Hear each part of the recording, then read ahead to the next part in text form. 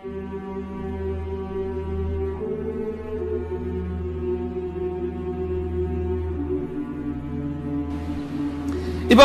ma'asyiral muslimin, seluruh orang yang meninggal dunia mengalami sakarat yang luar biasa. Ibu pernah sakaratul maut enggak? Alhamdulillah. Kalau pernah berarti udah meninggal dong. Ya. Belum pernah kan Pak ya? Tapi Rasulullah mengatakan sesungguhnya sakaratul maut itu bagaikan seluruh mili demi mili tubuh kita mulai dari kaki bagaikan digilas oleh bumi ini. Sedangkan digilas oleh truk yang berisi pasir penuh aja udah nggak ketulungan. Dan itu bukan cepat loh Bapak Ibu. Keluarnya ruh demi mili dari tubuh kita ini bukan cepat. Yang cepat itu hanyalah ruh orang yang beriman. Cepat dia keluarnya. Tapi orang kafir bisa berjam-jam. Orang zalim makin hebat kezalimannya, makin lama sakaratnya. Bahkan macam Ariel Sharon, berapa lama sakaratnya? Berapa lama sakaratnya? 6 tahun. Yang meruntuhkan khilafah Islamiyah Al-Uthmani, Mustafa Kemal Ataturk, ya, Mustafa Kemal Pasha.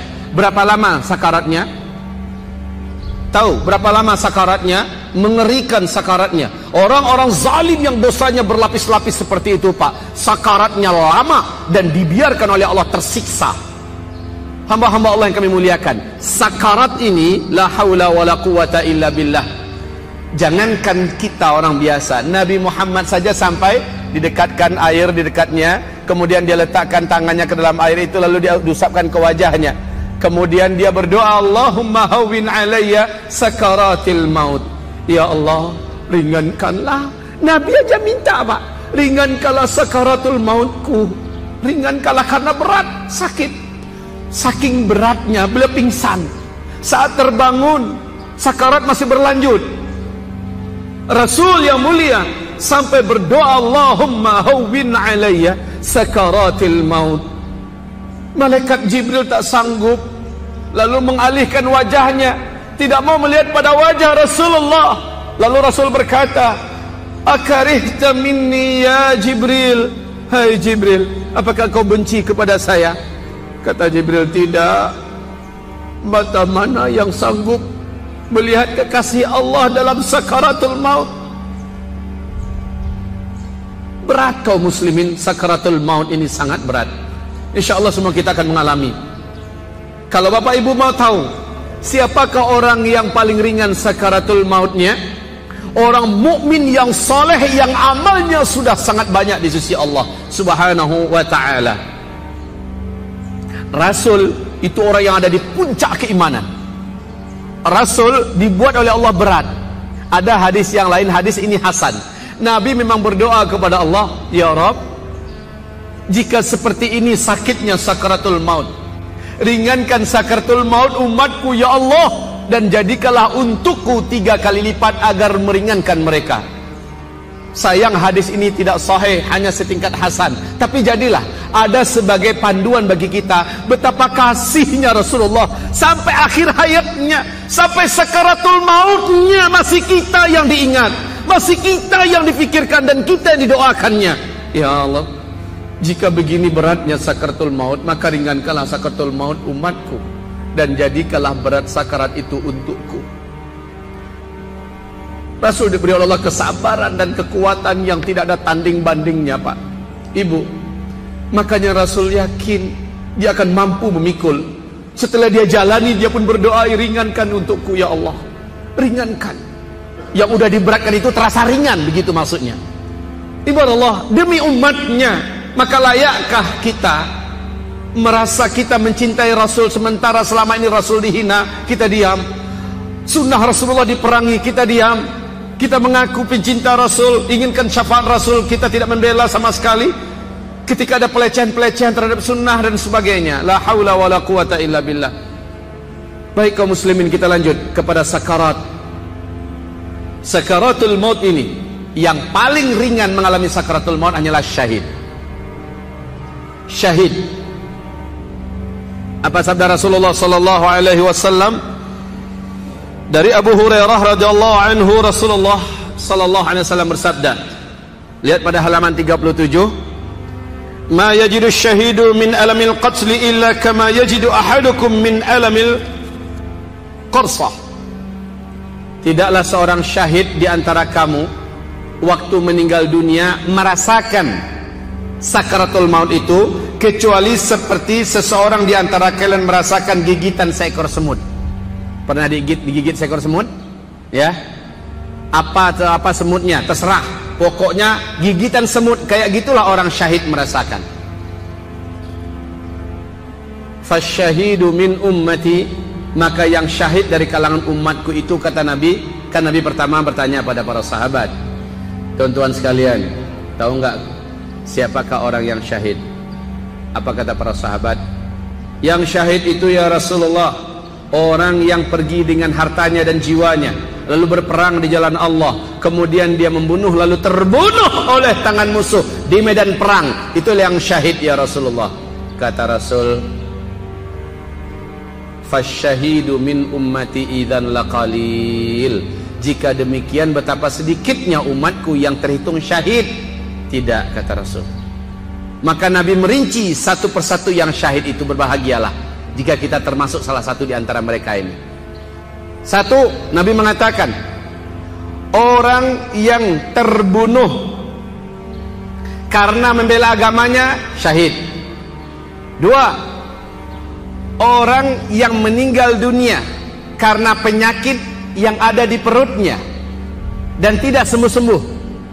Udah berobat tidak sembuh-sembuh, lalu meninggal gara-gara itu, syahid.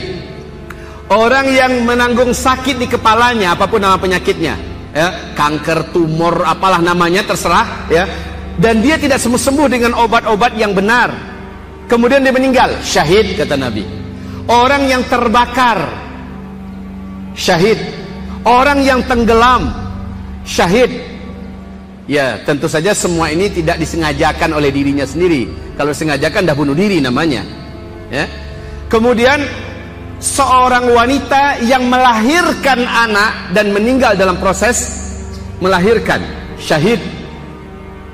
Orang yang sedang pergi keluar menuntut ilmu agama Allah lalu meninggal dalam perjalanannya, syahid. Macam Bapak Ibu ini, pergi tadi ada kecelakaan, meninggal, syahid, karena niatnya mau menuntut ilmu agama Allah Subhanahu wa taala. Kemudian kata Rasulullah, orang yang meninggal karena penyakit yang menular dan mati dia oleh penyakit tersebut, maka dia syahid. Kemudian kata Rasulullah berikutnya, orang yang meninggal dunia minal hadami, karena reruntuhan sesuatu yang menimpanya. Apakah karena ada tebing ketika Bapak bawa mobil, bawa motor, tebing jatuh, ya, ada menggelinding dari atas, ketiban lalu meninggal dunia. Atau kita lewat di pinggir jalan yang di situ ada gedung lagi dibangun, jatuh paku satu kena kepala Bapak, ya, meninggal dunia. Wah, Pak Ustadz, nggak mungkin paku satu bisa meninggal dunia, ya, satu ton maksudnya. Jatuh kena kita meninggal dunia. Orang yang kena bom, pesawat yang jatuh, kecelakaan lalu lintas, syahid. Mereka adalah para syuhada yang dimaksud oleh Rasulullah sallallahu alaihi wasallam. Hanya saja mereka-mereka ini tentu saja tidak berhak mendapatkan 6 keistimewaan syahidnya orang syahid di medan tempur. Ya, mereka ini istimewanya hanya kematiannya, sakaratnya ringan, gitu. Yang kedua, dia bebas dari azab kubur.